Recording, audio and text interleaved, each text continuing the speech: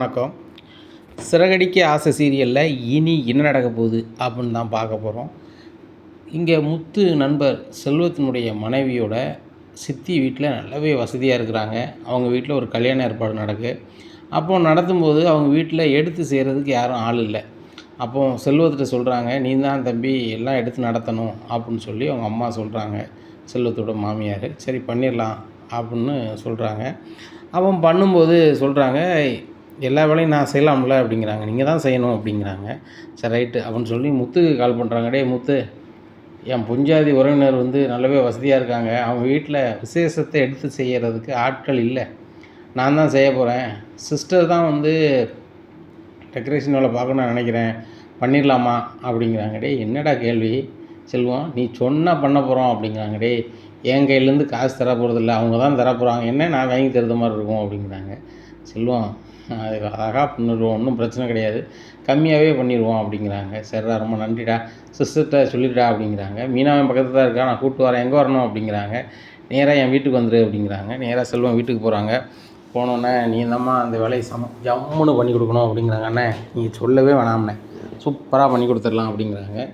அந்த ஃபங்க்ஷனும் வருது. மீனா ரொம்பவே டெக்கரேஷன் வேலையிலேருந்து எல்லா வேலையும் செய்கிறாங்க. முத்து அங்கே சமையல்லேருந்து டு செட்டு பண்ணுறாங்க. சரிங்களா, பண்ணிடுறாங்க. அதுபோக கார் கொண்டு வர்றது வைக்கிறது எல்லாமே பார்த்துக்குறாங்க. செல்வம் ரொம்பவே நன்றி தெரிவிக்கிறாரு. அப்போ அதுக்கு நன்றி தெரிவிக்கிறது முத்து தெரிவிக்கிறாரு. என் வீட்டம்மாவுக்கு புதுசாக வேலை கொடுத்துருக்கேன், அதை வச்சு ஒரு சின்ன வருமானம் கொடுத்துருக்கேன், நாங்கள் தான் உங்களுக்கு நன்றி தெரிவிக்கணும். செல்வம் பிடி, இதுவும் கையில் வச்சுக்க அப்படிங்கிறாங்க. யோ என்ன பணம் தர அப்படிங்கிறாங்க.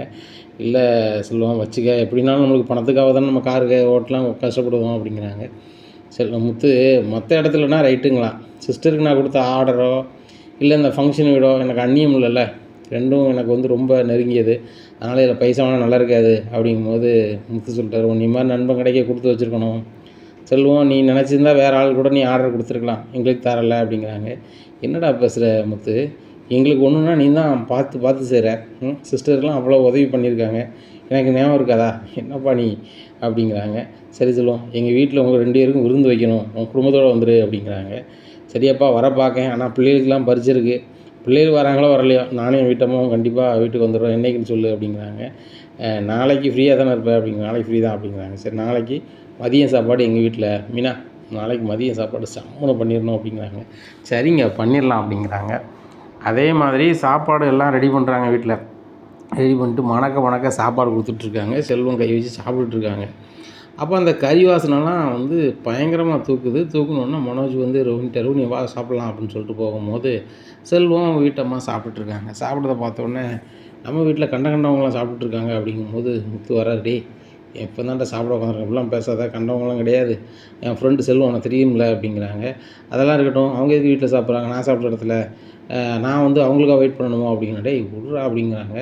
கண்டவங்களாம் வீட்டு சாப்பிடுதுன்னு செத்துறமா அப்படி இப்படின்னு அவங்களுக்கு ரொம்ப கஷ்டமாக போயிடுது.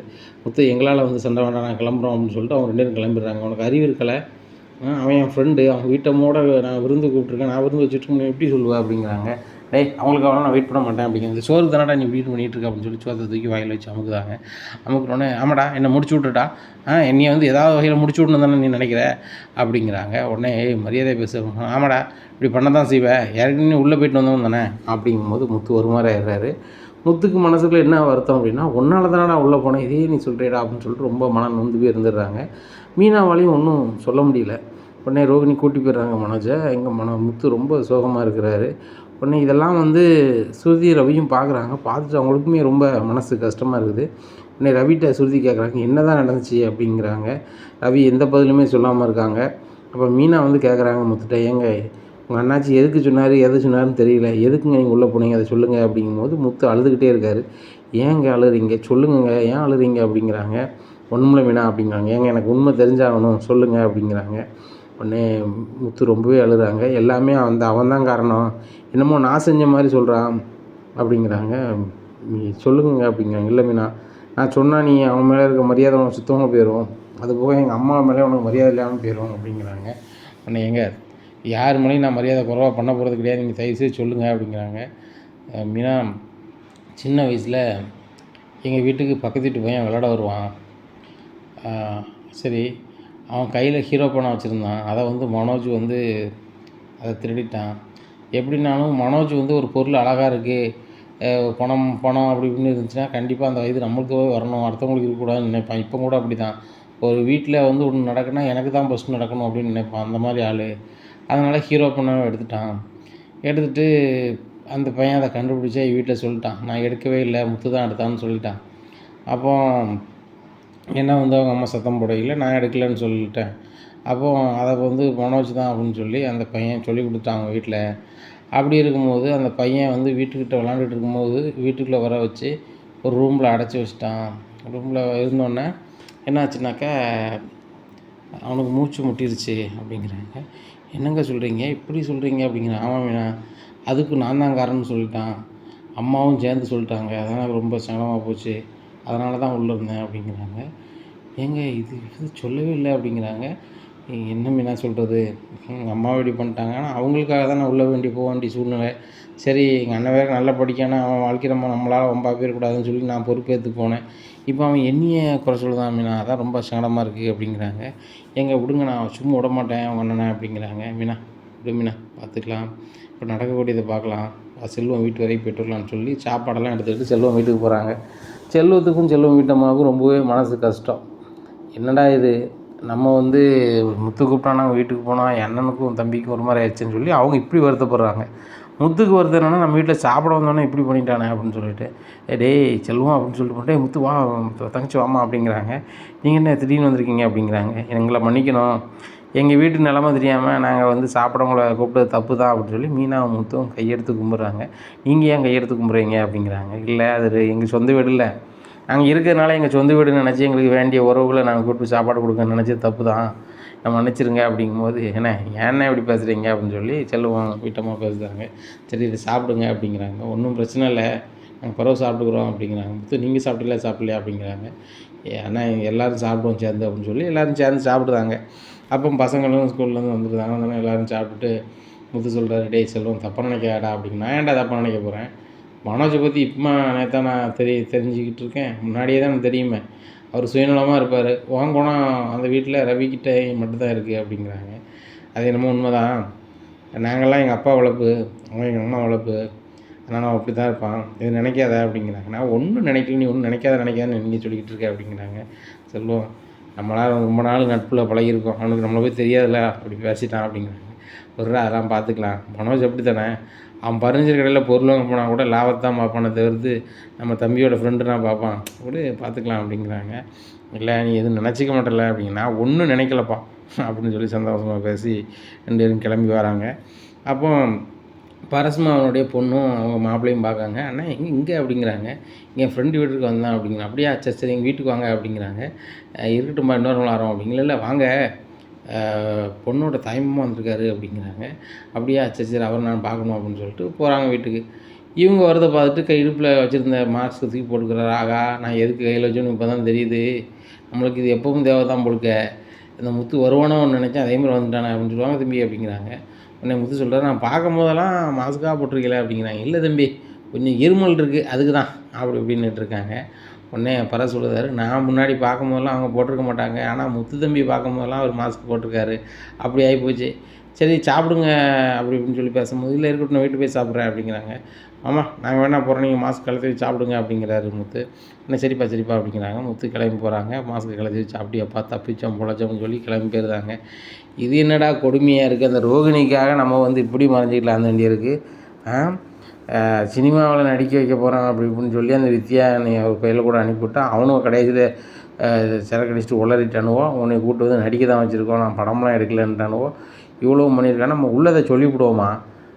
சரி நம்ம ஒரு பிள்ளை வாழ்க்கையை கெடுக்க வேண்டாம்னு நினச்சிக்கிட்டு இருக்கோம், ரொம்ப ஓவராக போனால் நம்மளே உண்மையை சொல்லிவிடணும், நம்ம மருமகன் வீட்டுக்கு நம்ம வர முடியாமல் வைக்காமல் இருக்கிறதுக்கு என்ன இருக்குது அப்படின்னு சொல்லிட்டு, சரி நான் கிளம்புறேன் அப்படின்னு சொல்லி கிளம்பி போகிறாங்க.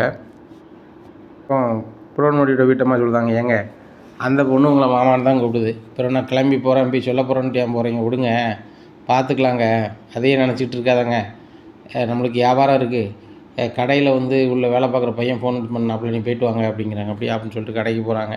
கடையில் சரியான வியாபாரம், மீனாவுக்கு தெரிஞ்ச அந்த அக்காவெல்லாம் வாங்கிட்டு போகுது. அப்போ அந்த அக்கா சொல்லுது, இப்போ வந்து மீனா வந்து நல்லாவே டெக்கரேஷன் பண்ணுறாங்க, அதுபோக கல்யாண ஆர்டர் மொத்த ஆர்டர்லாம் எடுக்கிற அளவுக்கு ஆயிடுச்சு, அப்படி ஆர்டர் பண்ணால் நீங்கள் வந்து கறி மொத்தமாக கொடுக்கலாமா அப்படிங்கிறாங்க.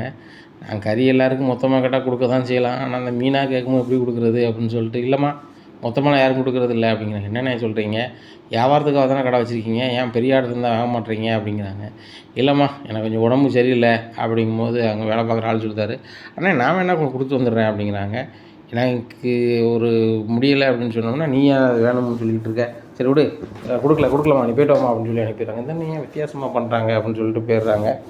மீனாட்ட சொல்கிறாங்க, மீனா இன்னும் மொத்த ஆர்டருக்கு வந்து அவர் கறி தரமாட்டாராம், அவர் ரொம்ப பிஸியாக இருக்காராம் அப்படிங்கிறாங்க. சரிக்கா வேறு இடத்துல வாங்கிக்கலாம் விடுங்க, இதுக்காக நீங்கள் ஏன் கேட்டுக்கிட்டு இருக்கீங்க, அடுத்த ஆர்டர் வந்தால் தானே பார்த்துக்கலாம் அப்படின்னு சொல்லிட்டு ஃபோனை வச்சிடுறாங்க. மீனாவுக்கு மனசு சங்கடமாகவே இருக்குது.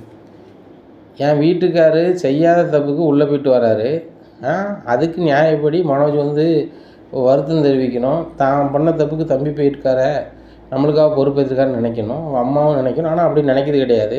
என் வீட்டுக்காரை படிக்கலை, உள்ளே போய்ட்டு வந்தவர் அப்படி இப்படின்னு சொல்லி குறைச்சி மதிப்பிட்டு பேசுதாங்க. என் மாமா மட்டும்தான் பாசம் காட்டுதாங்க. அப்போ என் வீட்டுக்காரர் என்ன நினச்சிட்டு இருக்காங்கன்னு சொல்லி மனசுக்குள்ள ரொம்பவே வேதனை. அப்போ சுருதி வந்து மீனாவிட்ட தனியாக பேசணும்னு சொல்கிறாங்க. உடனே என்ன சுருதி அப்படிங்கிறாங்க. இல்லை அவங்கள்ட்ட கொஞ்சம் தனியாக பேசணும் அப்படிங்கிறாங்க. சொல்லுங்கள் சுருதி அப்படிங்கிறாங்க. எதுக்காக முத்தை வந்து அந்த மனோஜ் அப்படி சொன்னார், நீ உள்ளே போய்ட்டு வந்தவன் தானே அப்படின்னு சொல்கிறாரு. என்ன தான் நடக்கு, ரவிகிட்ட கேட்டாலும் ஒரு பதிலும் சொல்ல மாட்டேங்கான். அங்கிள்கிட்டையும் கேட்டு பார்த்தா அங்கிள் ஒரு மாதிரி ஆகி போயிடுறாரு. என்ன தாங்க நடக்கு எனக்கு தெரியணும் அப்படிங்கிறாங்க சுருதி. எனக்கே அது இன்றைக்கி தான் தெரிஞ்சிச்சு, மனோஜ் பண்ண தப்புக்கு என் வீட்டுக்கார் உள்ளே போயிருக்காரு, அது அத்தையும் அதுக்கு உடந்த போல். இப்போ என்னன்னாக்கா அவங்க 2 பேரும் தப்பு செய்யாத மாதிரி என் வீட்டுக்காரர் மட்டும் செஞ்சதாக சொல்கிறாங்க. அதுபோக உள்ளே போனவர்னு சொல்லுதாங்க. ரொம்ப கஷ்டமாக இருக்குது. அவரும் மனம் நொந்து போகிறாரு. சரி குடும்பத்துக்காக தானே நம்ம வந்து ஏற்றுக்கிட்டோம், இவங்களே நம்மளை இப்படி பேசுகிறாங்களேன்னு சொல்லி ரொம்ப வருந்துறாரு. ஆனால் இதுக்கு ஒரு நேரம் வரும் அப்படிங்கிறாங்க. எப்படி சுருதி மீனா வரும், அதுக்கு நம்ம தான் வர வைக்கணும். அவர் தொழிலதிபர்னு சொல்லிட்டு ஓவராக பண்ணிகிட்ருக்காரு, நம்ம அதுக்கு விடவே கூடாது. நான் ஒவ்வொரு முறையும் அடுத்தவங்க பணத்தில் தொழில் ஆரம்பிக்கிறதுக்கு வேணாம் அப்படின்னு சொல்லி நானும் என் வீட்டுக்காரும் பேசிக்கிட்டு இருக்கோம்னு வச்சுக்கோங்களேன். இன்னும் வந்து அதை நான் விட மாட்டேன். இன்னும் அந்த பாருங்கள் அந்த ரோகிணி குடும்பியும் அந்த மனோஜ் குடும்பியும் நான் ஆட்ட போகிறேன் அப்படிங்கிறாங்க. ஏன் சுருதி அப்படிங்கிறாங்க. இல்லை நம்மளுக்கு வர வேண்டிய பணத்தில் தானே அவங்க வந்து ஃபர்னிச்சர் கடை ஆரம்பித்து நீ பவுசாக பண்ணுறாங்க, நம்ம பங்கு கேட்போம். ஒன்று கடையை விற்றுட்டு பணத்தை தர சொல்லுங்கள், இல்லையா எங்களுக்கு லாபத்தில் 3ல் ஒரு பங்கு தர சொல்லுங்கள் அப்படின்னு கேட்போம், நான் விட மாட்டேன் அப்படிங்க. மீனா சொல்கிறாங்க வேண்டாம் அப்படிங்கிறாங்க. இல்லை மீனாக்கா உங்களை மாதிரி பொறுமையாக இருந்தால் சரி வராது, அவங்க எதுக்கு இப்படி பேசணும், தப்பு செஞ்சவங்க அவங்க, தப்பே செய்யாதவங்க முத்து. நானும் தப்பாக நினச்சிருக்கேன், இந்த மாதிரி எத்தனையோ தப்பாக நினச்சிருப்பாங்க.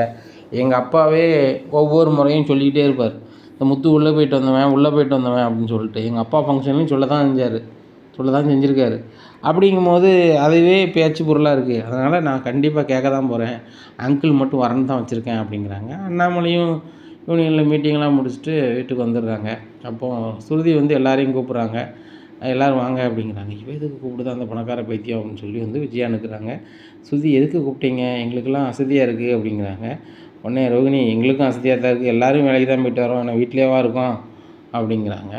உடனே என்ன சுருதி ஒரு மாதிரி பேசுகிறீங்க, மீனா சொல்லி கொடுத்துட்டு பேசுகிறீங்களா அப்படிங்கிறாங்க. ஆமாம் எனக்கு பேச தெரியாது, மீனா தான் அவனை அப்படி சொல்லித்தராங்க அப்படிங்கிறாங்க. என்ன சுருதி இப்படி பேசுகிறீங்க, இப்படி தான் பேசுவேன், உங்கள் வீட்டுக்காரர் பேசுறது மட்டும் சரியா அப்படிங்கிறாங்க. என்னது பேசினாரு அப்படிங்கிறாங்க. இல்லை முத்தை உள்ளே போய்ட்டு வந்தேன் வச்சேன்லாம் சொல்கிறாங்களே அப்படிங்கிறாங்க. இதை கேட்ட விஜயா சொல்கிறாங்க, என்னம்மா நீ அவங்களும் சப்போர்ட் பண்ணிகிட்ருக்கேன், இந்த மீனா சொல்கிறது கேட்டுட்டு நீ பேசிகிட்டு இருக்கியோ அப்படிங்கிறாங்க.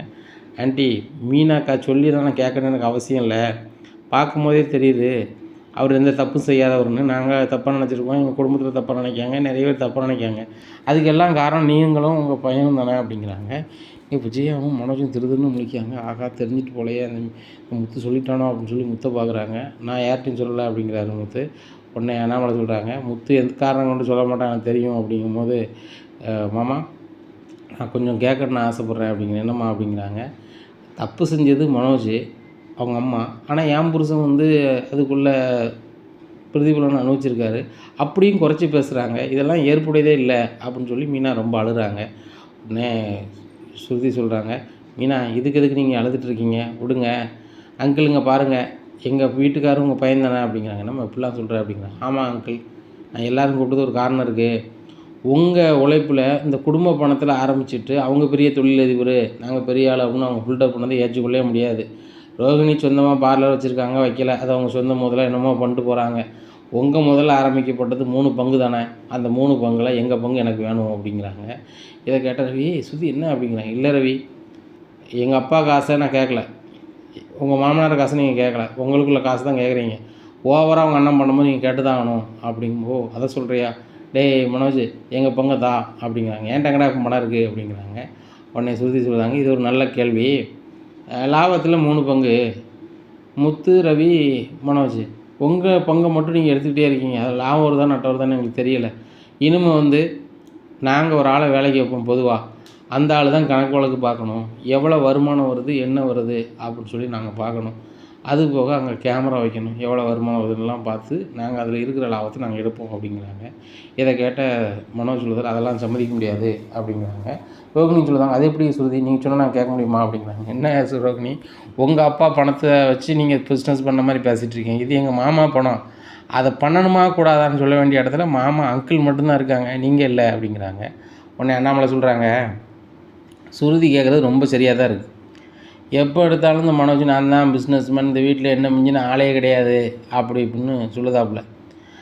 அதே மாதிரி டீலர்ஷிப்பில் வர வருமானமும் 3 பங்கு தான், எல்லாம் 3 பங்கு தான் அப்படிங்கும்போது மனோஜ் சொல்கிறாங்க, அதை எப்படிப்பா தர முடியாது, அதெல்லாம் தர முடியாது, டீலர்ஷிப் எனக்காக தான் வரப்பட்டது அப்படி இப்படிங்கிறாங்க. உடனே அண்ணாமலை சிரிக்கிறாங்க, டேய் உனக்காக வரலை, முத்தோட அண்ணன் அப்படிங்கிற ஒரே காரணத்துக்கு தான் அந்த சந்தோஷ் சார் உனக்கு என்ன கொடுத்தாரு, அந்த டிவி கம்பெனி டீலர்ஷிப் கொடுத்தாரு, அதனால தான் உனக்கு மாதம் மாதம் உனக்கு ஒரு அமௌண்ட் வருது, அந்த அமௌண்ட்டு 3 பங்காக தான் நம்ம பிரிக்கணும், அப்படி பிரித்தா தான் அந்த வீட்டில் சமநிலை வரும் அப்படிங்கும்போது இவங்க ரோகிணி சொல்கிறாங்க, அங்கிள் உங்களுக்கு தேவை உங்கள் பணம் தானே, நாங்கள் தந்துடுறோம், அதுக்காக நீங்கள் டீலர்ஷிப்லாம் அவங்களுக்கு பங்கு கொடுக்க முடியாது, கடையில் லாபத்துலேயும் கொடுக்க முடியாது அப்படிங்கிறாங்க.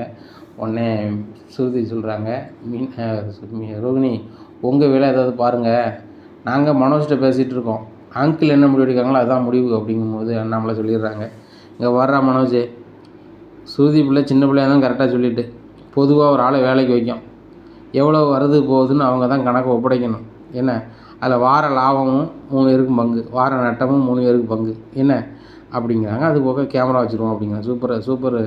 சூப்பர் அங்கிள் அப்படின்னு சொல்லிட்டு சுருதி சொல்கிறாங்க. இங்கே ரோகிணிக்கு சரியான கடுப்பாவது சுருதி மேலே. ஏன் மீனாவும் பார்க்குறாங்க. உடனே என்ன மீனாக்காவை பார்க்குறீங்க அப்படிங்கிறாங்க. உடனே மீனா சொல்கிறாங்க, என்ன ரோகிணி வாங்கினது பத்தலையா அப்படிங்கிறாங்க. என்னடி வாய்க்கு வந்தெல்லாம் பேசிகிட்டு இருக்க அப்படிங்கிறாங்க விஜயா.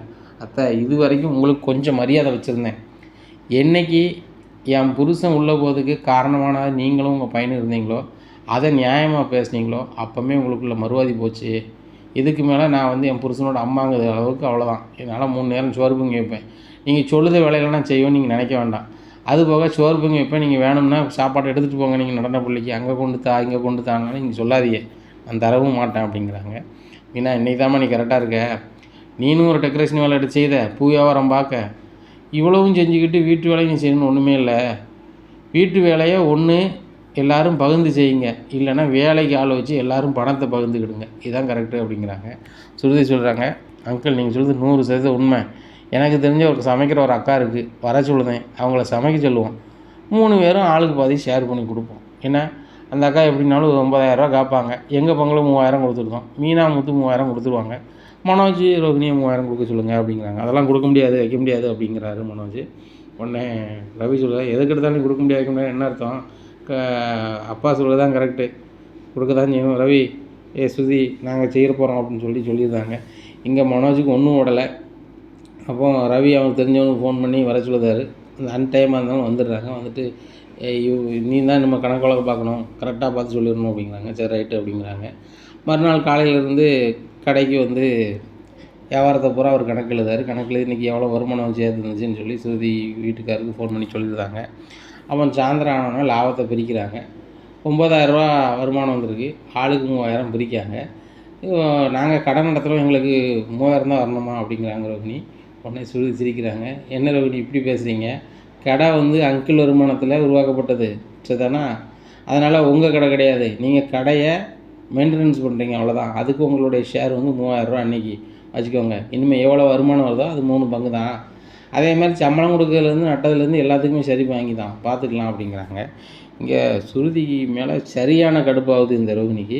நம்ம ஒட்டு மொத்தமாக நம்ம கடையை வாங்கணும்னு நினைக்காலோ, பணக்கார திமிரு ஓவராக பண்ணுறா அப்படி இப்படின்னு இருக்கும்போது விஜயா ரூமுக்குள்ள வராங்க. ரோகிணி, இதுக்கு மேலே என் மனோஜ் கஷ்டப்படுறது என்னால் பார்க்க முடியாது, அந்த முத்துக்கு 3000 பங்கு, இவனுக்கு 3000 பங்கா? நீ உடனே உன் குடும்பத்துக்கு ஃபோன் பண்ணி உன் குடும்பத்து சொத்தை விற்று பணத்தை அனுப்ப சொல்லு அப்படிங்கிறாங்க. எந்த குடும்பத்து பங்கை அண்டி வைக்கணும் அப்படின்னு என்னம்மா சொல்கிற? உனக்கு தான் கோடிக்கணக்கான சொத்து இருக்கு அப்படிங்கிறாங்க. ஆகா, எல்லாமே பொய்லாம் சொல்லி வச்சுருக்கேன், எந்த சொத்தை விற்று இங்கே கொண்டு கொடுக்க அப்படின்னு சொல்லி திருன்னு முழிக்காங்க இந்த ரோகிணி. சுருதியால் நம்ம ரொம்ப சங்கடப்படுறோம்னு சொல்லி ரொம்ப கடுப்பாகி கத்துறாங்க. இனி என்ன நடக்கும் இந்த ரோகிணி வாழ்க்கையில் அப்படிங்கிறத பொறுத்திருந்து பார்க்கலாம். நம்ம சேனலை நீங்கள் கொஞ்சம் மறக்காமல் லைக் அண்ட் சப்ஸ்கிரைப் பண்ணுங்கள். நன்றி, வணக்கம்.